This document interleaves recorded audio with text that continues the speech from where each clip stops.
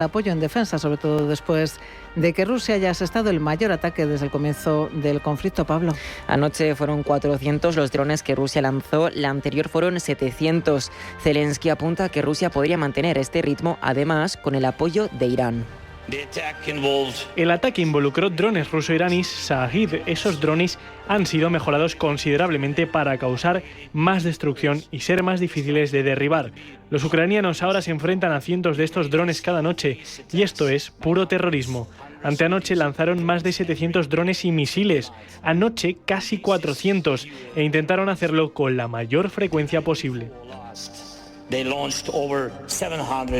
También empieza a ser frecuente que los ataques lleguen a la capital, a Kiev, donde esta noche el sonido fue este.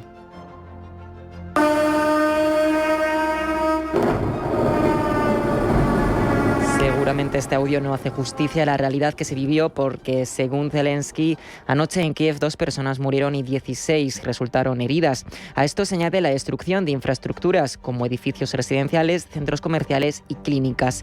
Esto en la capital, porque en el resto del país se han registrado 12 fallecidos y 500 heridos en las últimas 24 horas. La clave está en el control aéreo y por eso Zelensky ha aprovechado la cumbre de Roma para pedir más apoyo en la defensa aérea. Von der Leyen desde Roma mira a Ucrania, pero se mantiene pendiente también de las negociaciones comerciales con Estados Unidos que se intensifican en las últimas horas. El objetivo es llegar a un principio de acuerdo con la administración de Donald Trump antes del 1 de agosto. Gemma González. Ursula von der Leyen sigue muy de cerca las negociaciones comerciales. Está esperando la carta que Trump continúa enviando a sus socios con los aranceles que prevé aplicarles a partir del 1 de agosto. La presidenta de la Comisión Europea asegura que están trabajando sin descanso. Estamos trabajando sin descanso para encontrar un acuerdo inicial con Estados Unidos que mantenga los aranceles lo más bajos posibles y proporcione la estabilidad que necesitan las empresas. Creemos que con los aranceles todos pierden, se ataca a la industria, a las personas, pero tampoco somos ingenuos. Sabemos que la relación con Estados Unidos puede no volver a ser lo que era. Estados Unidos ha retrasado su plazo para finalizar los acuerdos sobre aranceles con sus socios comerciales del 9 de julio al 1 de agosto.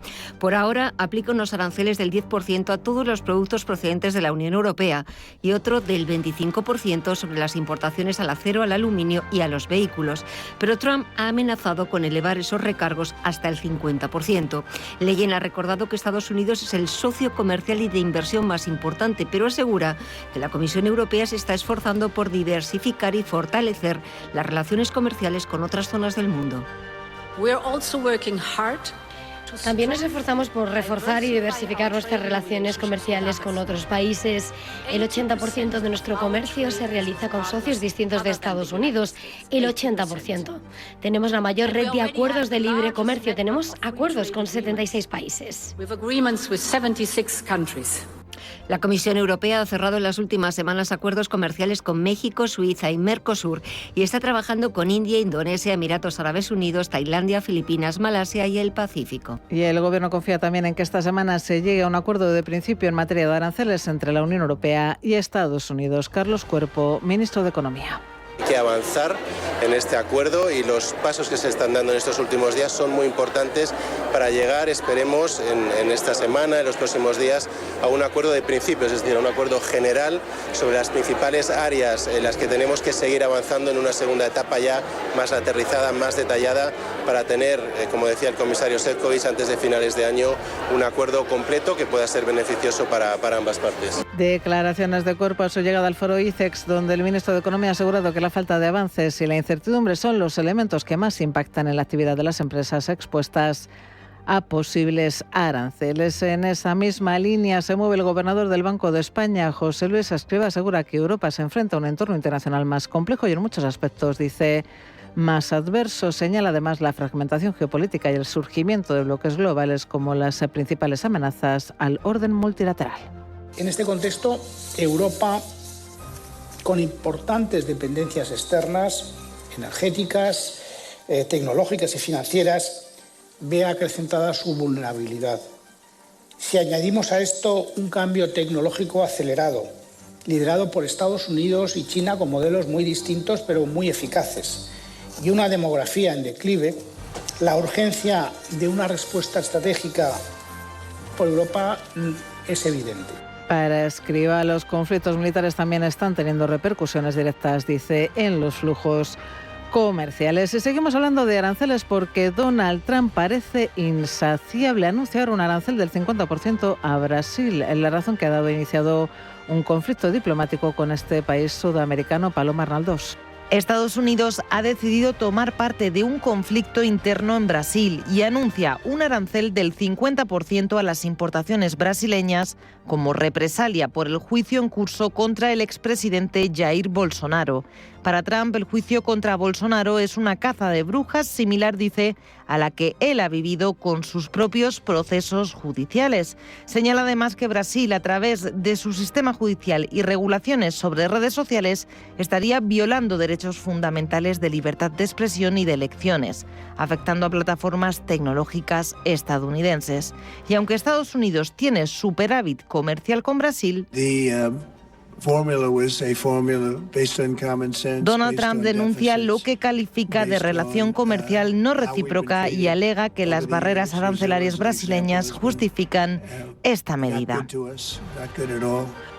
El presidente estadounidense ha ordenado además abrir una investigación para estudiar las prácticas comerciales injustas de Brasil.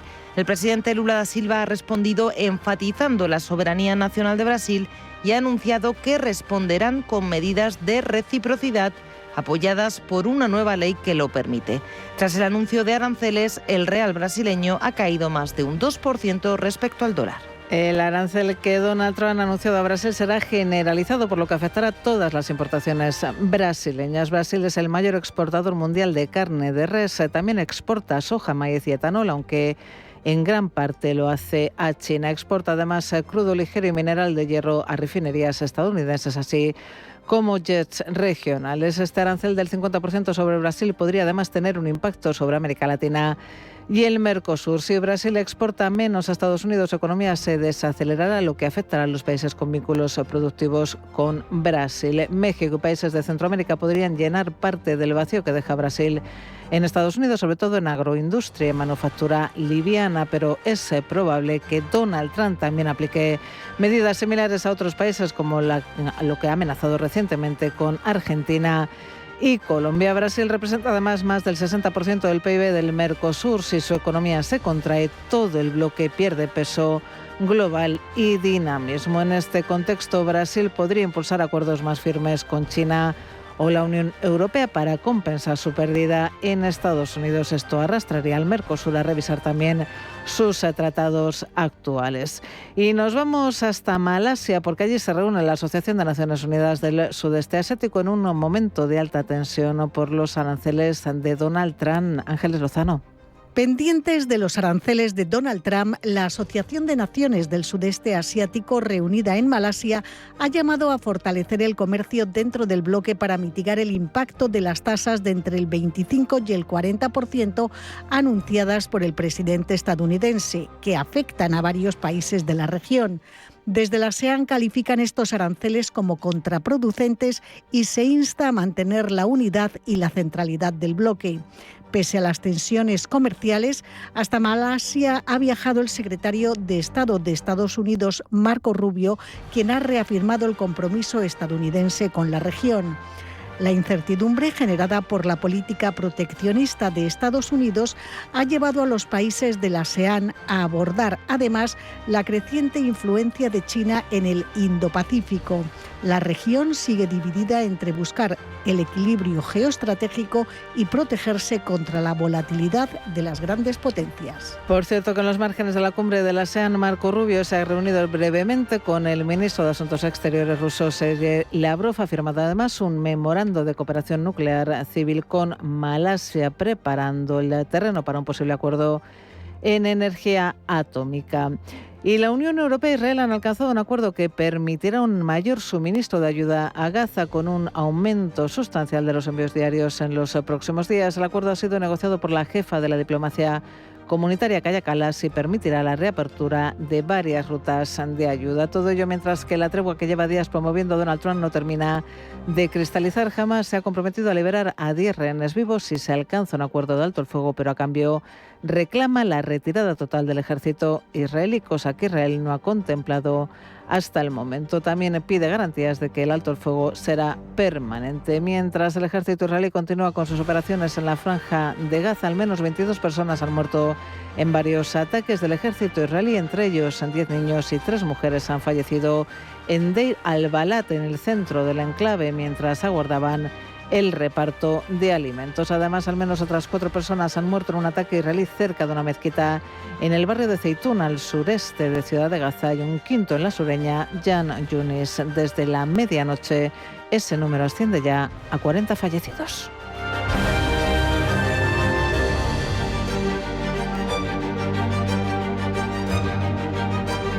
En Radio Intereconomía, Pulso Geopolítico.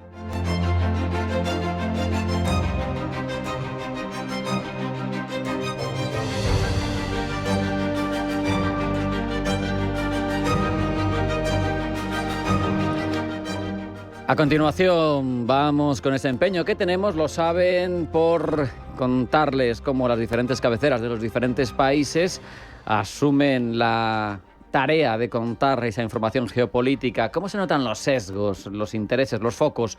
Lo desarrolla ese trabajo cada día para nosotros Pablo Llanone. Pablo, bienvenido, buenas tardes. Buenas tardes.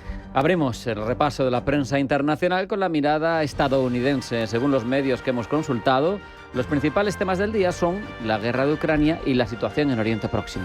Abordados sobre todo por las líneas progresistas. Desde The New York Times dicen que Putin intensifica su guerra contra Ucrania, sin inmutarse, dice, por las palabras de Trump, quien, ya saben, ha amenazado al presidente ruso con bombardear Moscú. El rotativo también nos informa de que el Tribunal Europeo ha responsabilizado a Rusia por violaciones de derechos humanos en Ucrania.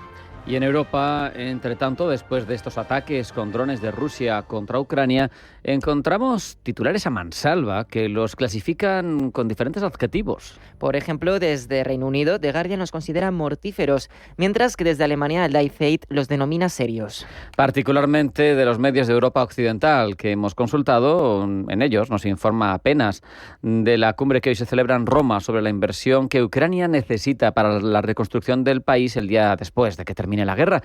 Así que, Pablo, ¿de qué se habla entonces en torno a Ucrania? En The Guardian dicen que Zelensky insta a la petrolífera West a golpear a Rusia con sanciones después de un gran ataque contra Kiev. En Le Figaro nos cuentan que Marco Rubio se reunirá con Sergei Lavrov en Malasia después de este nuevo ataque. De hecho, ya lo ha hecho. Y en la prensa alemana, el Die Zeit nos habla de diversas escaramuzas que tienen lugar sobre el campo de batalla, mientras que en el Der Spiegel se comparten las preocupaciones que conciernen a Alemania sobre Rusia. Si nos fijamos y ponemos el foco en la prensa de Europa Oriental, en este caso, sin embargo, lo que más se recoge en noticias es la situación de Ucrania. En Polonia, el Rzeczpospolita mira con temor las crecientes incursiones rusas sobre Kiev y se pregunta cómo se defenderá Ucrania contra ellos. El medio también destaca esa amenaza que ya les hemos contado de que Trump quiere bombardear nada más y nada menos que Moscú.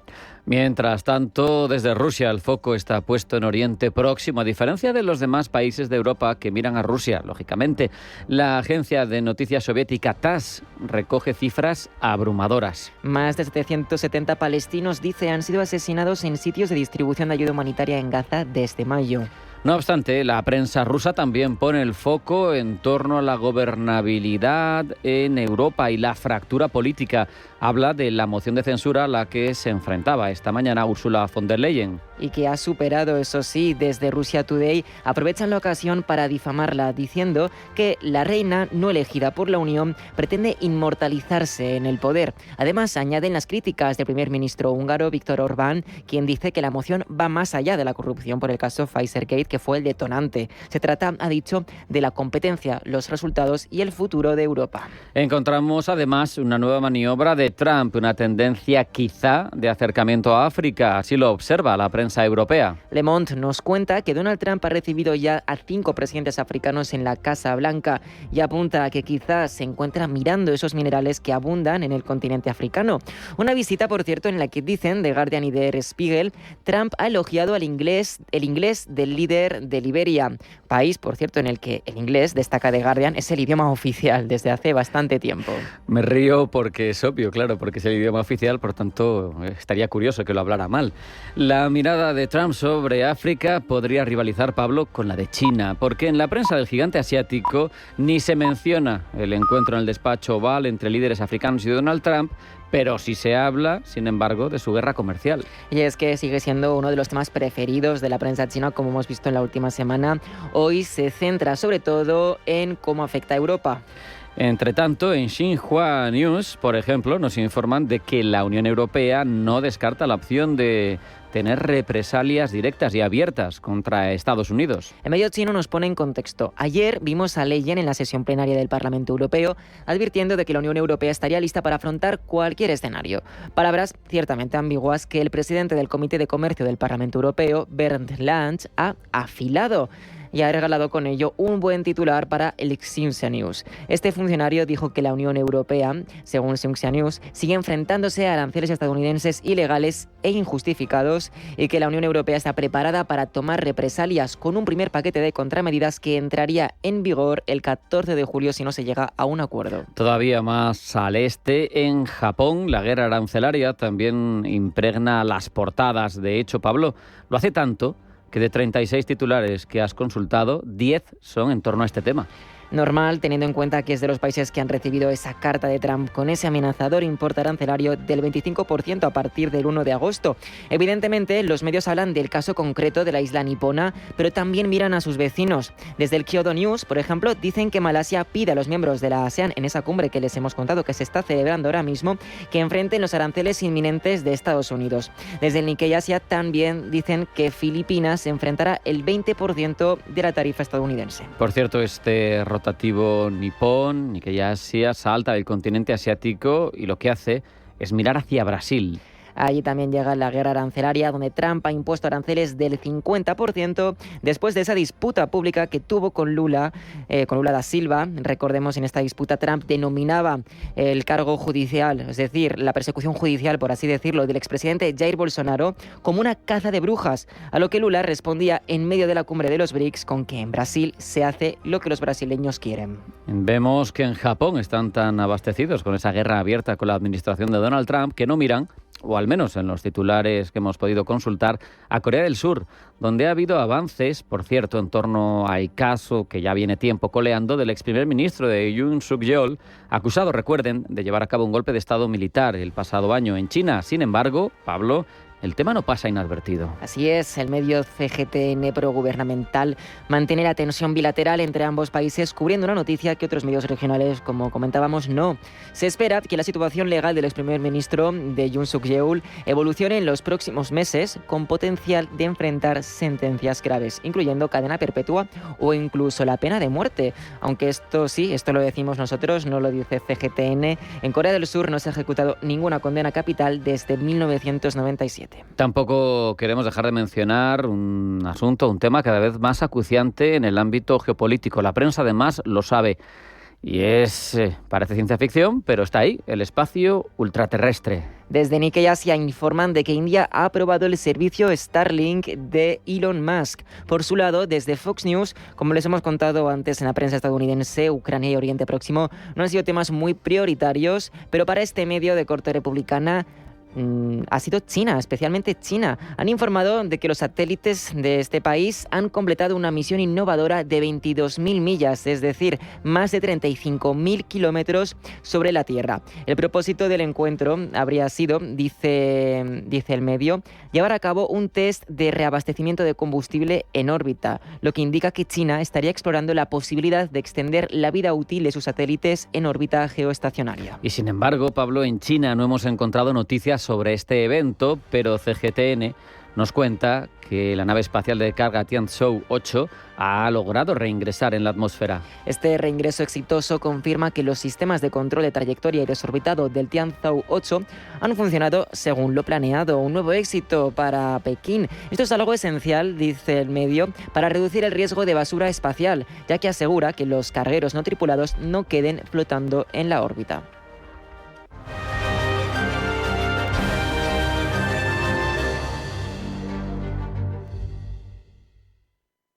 ¿Conoces Banco Big?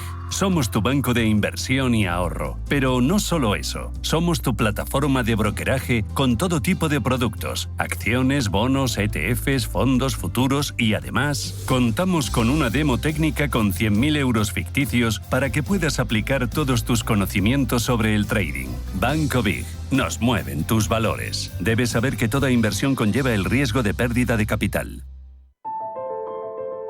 Desde 2005, la marca Alimentos de Segovia de la Diputación no ha parado de crecer.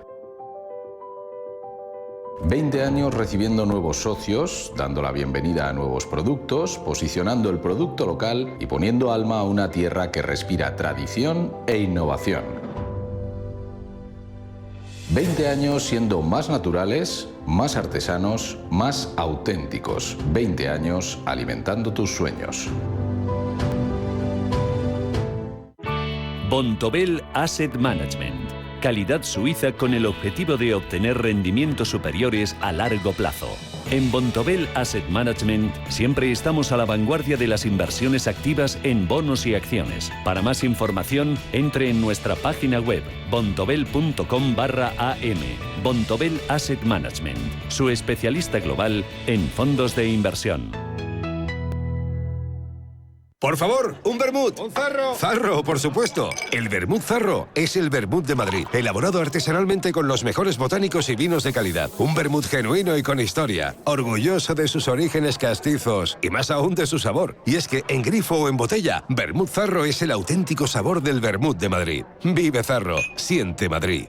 Radio Intereconomía es la mejor plataforma para dar a conocer, relanzar y poner voz a su empresa. Nuestro equipo comercial le asesora para conseguir sus objetivos. Contacte con nosotros. Teléfono 91 999 21 21 y en el mail comercial@intereconomia.com. Radio Intereconomía, la radio de las empresas. Me he hecho una cuenta. ¿Qué cuenta? La que me sale a cuenta. ¿Qué me cuentas? Te cuento que el primer año te da un 3% TAE hasta un saldo de 20.000 euros solo por domiciliar la nómina. No tiene comisiones y la contratas desde el móvil. Pero cuéntame más. Es la requete cuenta digital de Unicaja. Eso está requete bien, ¿no? Y con más requete ventajas en unicaja.es. Date prisa y ábrela antes del 31 de agosto. A esta cuenta le corresponde un nivel de riesgo 1 color verde, siendo 1 el menor y 6 el mayor. Entidad adherida al Fondo de Garantía de Depósito Español. Garantía capital 100.000 euros por depositante entidad. 3% TAE. 2,967% TIN. Liquidación trimestral de intereses. Prepárate para la diversión en la Costa del Sol. Conoce las especies más salvajes de Selvo Aventura en Estepona. Diviértete aprendiendo en el delfinario de Selvo Marina en Benalmádena. Y viaja por el cielo de la Costa del Sol en el teleférico Benalmádena.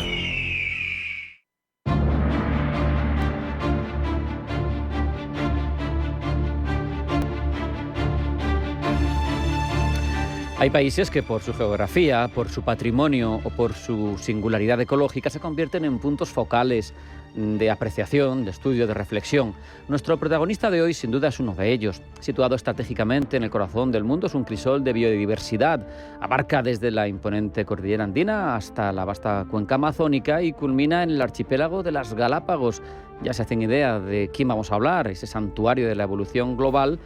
Y hay una prodigiosa riqueza natural, que es un activo ecológico, un eje fundamental de su identidad, fuente inagotable de cultura. La relación, por otro lado, ya saben, estamos hablando de Ecuador, con nuestro país, con España, trasciende la mera conexión histórica, es un vínculo forjado a lo largo de siglos de intercambios culturales, humanos, y de hecho España acoge una comunidad de cerca de 500.000 de ecuatorianos, muchos de ellos con nacionalidad española también, y por eso nos congratulamos al recibir en Pulso Geopolítico a la excelentísima señora Vilma Andrade, embajadora de Ecuador en España. Embajadora, bienvenida, buenas tardes. Buenas tardes, un gusto para mí estar aquí. Sin duda, España y Ecuador mantienen lazos históricos profundos y sobre todo esta vibrante comunidad ecuatoriana que ha contribuido, y yo creo que de muy buena manera, a la producción y también a la estabilidad y el crecimiento económico de España. Sin duda. De hecho, le voy a preguntar, embajadora, cómo ve la evolución de las relaciones económicas entre ambos países, cómo están, cómo pueden evolucionar, si se va ampliando las áreas de cooperación, porque es importante en la relación bilateral. Sí, sin duda ha sido positiva. La balanza de pagos del Ecuador y España es positiva para el Ecuador. En el año 2024 hemos tenido un crecimiento del 31% de nuestras exportaciones. y los principales productos que se exportan, el camarón, el pescado, las rosas, el cacao, pues son los principales productos, pero ahora vamos viendo también una nueva fórmula, yo creo que también de participación de España en el Ecuador, y es a través de proyectos de energía renovable y también de ampliar para las empresas españolas su participación en mercados como del pescado, donde están grandes empresas españolas que están ya ubicadas en el propio sitio donde pues se las fabrica y ya las reparten al mundo. Qué bueno, o sea que también se invierte desde España en Ecuador, no sé, ha mencionado el pescado, pero ¿qué sectores son más atractivos para el inversor extranjero de Ecuador? Bueno, en general, como nosotros somos un país de exportador de banano, somos el primer exportador de banano en el mundo y luego el primer exportador de camarón, lo que ustedes llaman langostinos, el cacao, las rosas son los principales productos. Quizás eso atrae mucho y esas son las mayores importaciones que España realiza. Sin embargo, hemos tenido una presencia vigorosa de inversiones. Son más de 250 empresas que también están empresas tan grandes como estuvieron Acciona con la construcción del metro de Quito, o como ahora mismo hay un convenio para ya invertir en energía renovable, eólica, y también térmica, desde una empresa española con una inversión de más de 600 millones.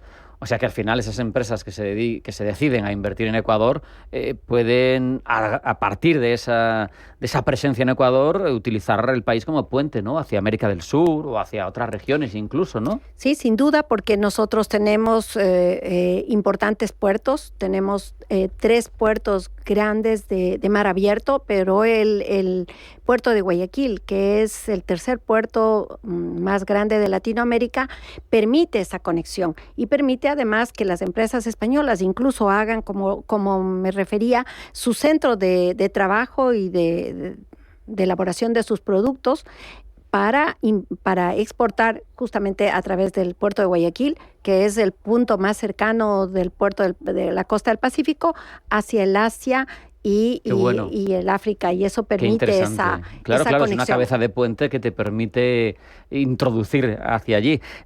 Quiero saber también, más allá de la economía, que es fundamental, pero hay muchos asuntos que tocar sobre Ecuador, los mecanismos, por ejemplo, que se impulsan para fomentar ese intercambio cultural, académico, que puede fluir entre España y Ecuador. Bueno, en eso debo yo reconocer que ha sido siempre vital, pero que quizás en este momento, justamente desde la visión del presidente Noboa, que plantea el que frente a los problemas que tenemos, que son complejos porque el presidente decidió enfrentar el narcotráfico y ponerle freno realmente a estos elementos delincuenciales que generan una economía que hace muchísimo daño a nuestro país. Nuestro país no es un país productor de la droga, pero es un país de paso justamente en el puerto de Guayaquil fundamentalmente. El 60% de esa droga viene acá. Entonces, creo que es importante primero esa lucha y luego el que ya ahora ha ganado el presidente con un amplio margen que tiene ahora mismo ya un crecimiento del 3% del Producto Interno Bruto. Estamos creciendo mucho más que otros países de la región y eso hace de que ahora haya muchas expectativas de los inversionistas, no solamente de España, sino del mundo, de que ven además un país que tiene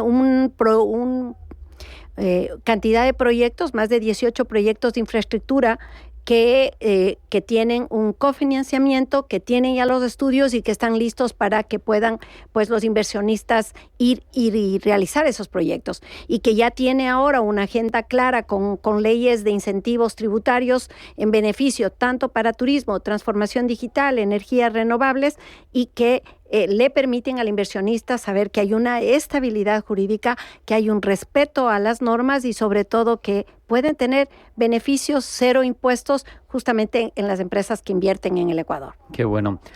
Además, lo sabemos, lo comentábamos al comienzo, Ecuador tiene una amplísima diáspora en España. ¿Qué rol cumple esa comunidad? Porque al final es un nexo humano y cultural entre ambos países. Al final, muchos de ellos, lo decía, tienen nacionalidad también española. ¿Qué es para Ecuador su diáspora? ¿O cómo la vive? ¿O cómo la integra? No sé. Bueno, yo con muchísimo orgullo, la verdad que la comunidad ecuatoriana, como decía, se ha integrado, pero es una comunidad que ha contribuido a la sostenibilidad, a la seguridad social de España, que ha traído también la cultura nuestra acá. Aquí está la gastronomía, la danza, la música, el arte, el teatro ecuatoriano está aquí. Pero ha recibido también el apoyo de España. Y hay que decirlo, nosotros hemos recibido más de 10.500 becas de universidades muy importantes como la UNIR, la Universidad Internacional de La Rioja, Planeta, Nebrija, Alep y otras universidades de España, que yo creo que han tenido esa sensibilidad de saber que hubo una primera generación que llegó hace 25 años, que aportó muchísimo al desarrollo, pero que ahora también ellos miran como este objetivo que decía que el presidente ha puesto, que lo único que nos va a sacar de la crisis en el Ecuador, pero aquí a mejorar la condición de vida, y es en todo el mundo, es la educación. Y como base de esa transformación que hay que hacerle a la vida de las personas, hemos dado esas oportunidades con cursos de formación continua, también con maestrías con incluso titulaciones. Es decir, se ha trabajado mucho en conseguir esto, pero ha sido fácil porque además las comunidades autónomas, tanto la de Madrid como ahora la de Galicia, hemos podido cerrar acuerdos y convenios. Somos pioneros en eso, es un convenio inédito que hemos logrado las certificaciones laborales. Esto es que se permite reconocer la experiencia de nuestra comunidad en el Ecuador, es decir, fueron electricistas, fontaneros. Qué interesante es muy interesante porque cuando llegaron acá, llegaron en un momento también de una necesidad justamente de servicios, de cuidados, los ecuatorianos a cubrir esa demanda, pero quizás cambiaron su profesión o su tema laboral acá. Hoy estos convenios les reconoce esa experiencia que tendrá que probarse a través de su aportación a la seguridad social o una certificación de una empresa y la reconoce y tiene que someterse a unos cursos que pueden durar de 1 mes y medio a 6 meses con una pequeña prueba y podrá tener la certificación como técnico.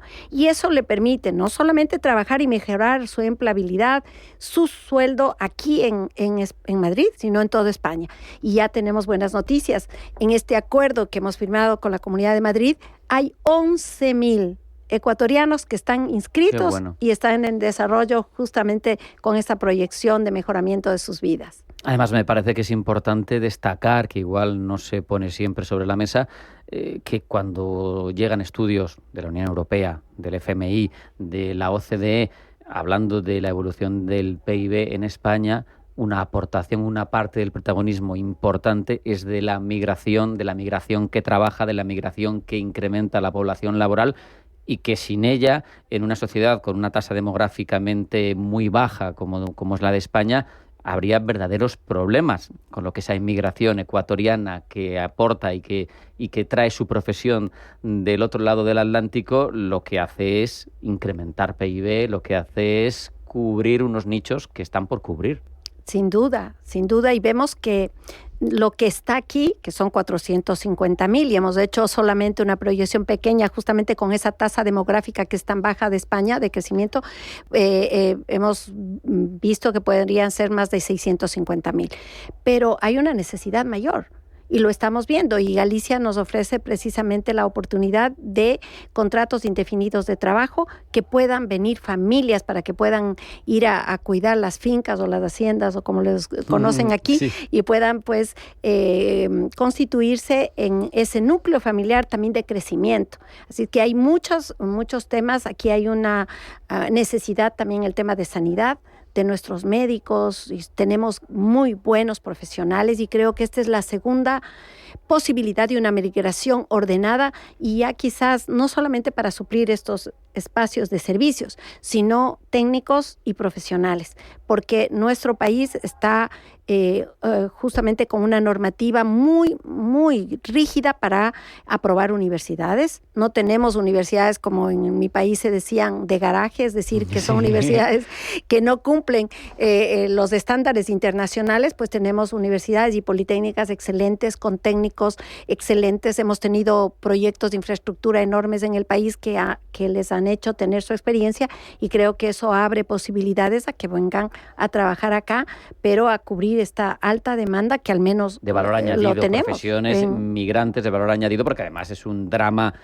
personal cuando uno tiene la inversión en dinero y en tiempo y en esfuerzo de hacerse médico o hacerse ingeniero y luego va a un país y no se lo reconocen. Eso cuando hay garantías no puede ser porque desde luego es un drama. Vamos a cambiar de asunto porque enfilamos la última parte de la entrevista y no quiero quedarme sin hablar del cacao. Habrá quien se pregunte, pero bueno, este hombre, ¿por qué se pone a hablar de cacao? Pues con toda la pertinencia del mundo, porque Naciones Unidas, embajadora, reconoce a Ecuador como lugar de origen del cacao. ¿Esto qué supone para Ecuador?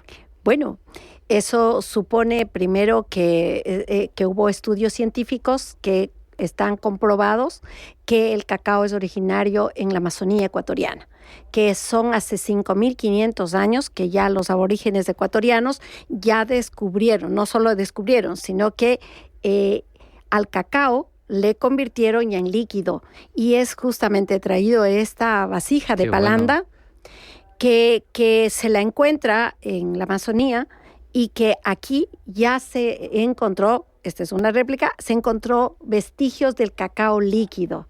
Entonces, eso ya nos da cuenta de que el país originario es Ecuador. Ecuador ahora mantiene justamente una política de apoyo a quienes siembran el cacao para que siga teniendo esa trazabilidad de cuidado y de protección al ambiente, de que pueda seguir siendo en muchos casos las mujeres jefas de hogar, mujeres son las que cultivan, son las que este grano maravilloso que ha tenido tanto en este momento, tanto posicionamiento económico en Europa, porque vemos cómo ha subido el costo del cacao.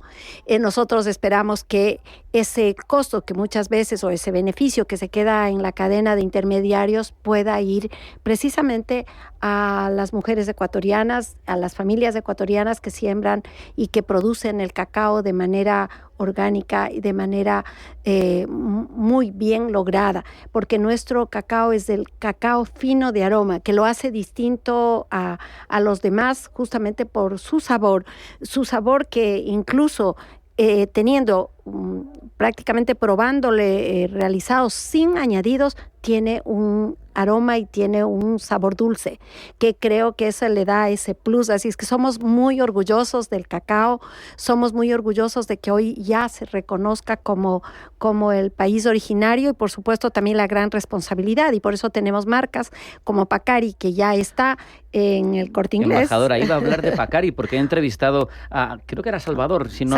Santiago Peralta, efectivamente. Y me acuerdo todo lo que nos contaba de lo importante que es el cacao en Ecuador, de cómo es importante para vertebrar las comunidades rurales, cómo es fundamental que haya un proceso justo en la cadena de valor, que tengan una firmeza y una recurrencia en unos ingresos que no sufran altibajos y que estropeen el cultivo o esas cadenas. Y me parecía de ley mencionar a Pacari, que está teniendo ese trabajo para promocionar, también con muchos premios, el cacao ecuatoriano en España, en Europa, ¿verdad?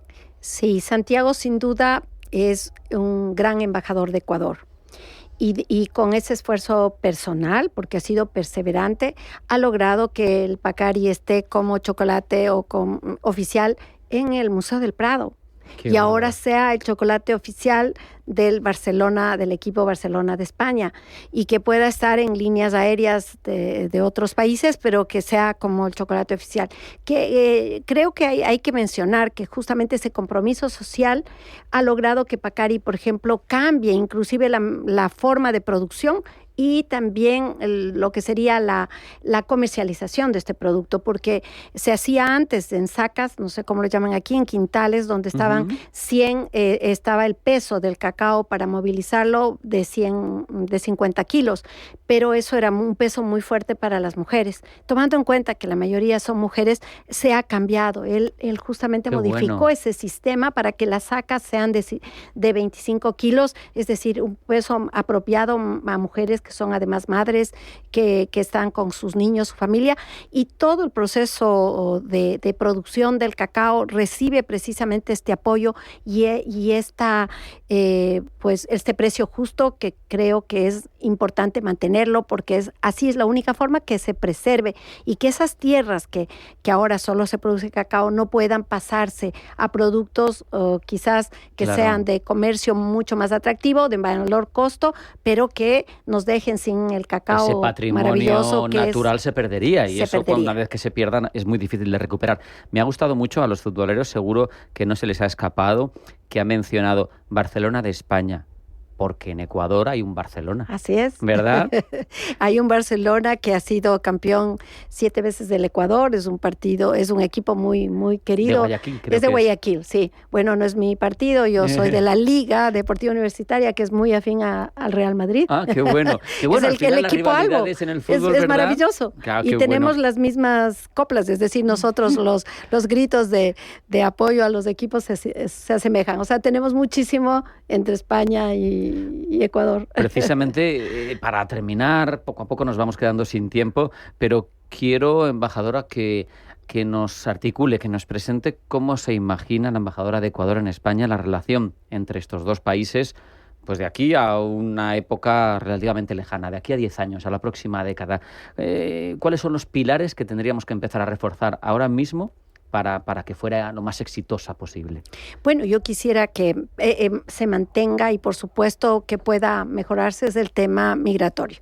Yo creo que es fundamental reconocer que aquí hay una gran demanda y que reconozcan que en el Ecuador puede ser un gran aporte a través justamente de sus técnicos, de sus profesionales que por diversas circunstancias los sistemas migratorios no obedecen solamente a la falta de oportunidades a veces en origen, sino que también esa necesidad de los humanos de expandirnos, de conocer otras culturas, de reencontrarnos con la cultura que sin duda la tenemos con España, y creo que eso tendría que darse. Y creo que la relación, por supuesto, de la diplomacia ha ido modificándose y espero que así se lo haga. Yo no soy diplomática de carrera y por eso veo siempre que tiene que ser pensada como el servicio público y desde los dos lados saber que todo se trabaja por la gente. Entonces, en esta relación que hemos podido mantenerla y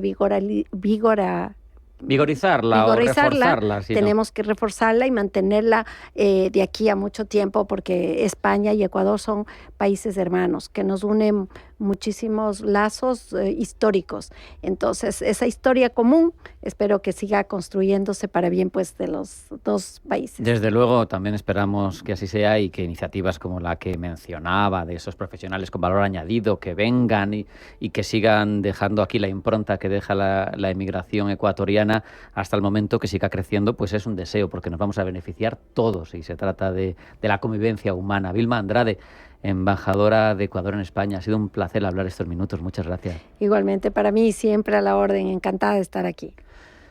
No hay tiempo para más, hemos aprovechado al máximo esta edición de Pulso Geopolítico. Sean felices, pasen buena tarde y mañana más. Hasta mañana.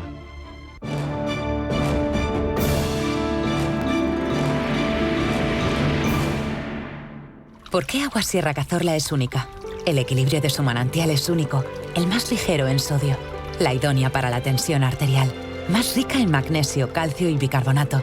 Y ahora Agua Sierra Cazorla con los refrescos saludables de verdad, sin azúcar y sin gas, más naranja y limón. Agua Sierra Cazorla, la única en calidad certificada. Descubren células madre. Arranca 1995. Llega la inteligencia artificial. La sociedad avanza y la publicidad con ella. Por eso en Autocontrol, anunciantes, agencias y medios, llevamos más de 30 años evolucionando para seguir cuidando de que la publicidad que recibes sea leal, legal, honesta y veraz. Autocontrol. Por una publicidad responsable. Si eres emprendedor, profesional o empresario y quieres estar al día en los temas que afectan a tu empresa, Cultura Emprende es tu programa. De la mano de Alejandra Rompedrique, Víctor Delgado y Ángel Calvo Mañas, conocerás las experiencias de otros empresarios y estarás al día en marketing, formación, tecnología, fiscalidad, eventos y más. Los viernes de 6 a 7 de la tarde en Radio Intereconomía. Toda la actualidad, información y análisis en tiempo real sobre banca, empresas, finanzas personales, bolsa, gestoras y fondos de inversión en intereconomía.com. Con la opinión de los mejores expertos del mundo económico, empresarial y bursátil. Toda la programación en directo y con la posibilidad de escuchar en cualquier instante los mejores momentos de la emisora española líder en información económica. Sigue bien informado en intereconomía.com. Hola, soy Susana Criado y presento Capital Intereconomía en Radio Intereconomía. Analizamos la actualidad económica con rigor y profesionalidad. Di que nos escuchas.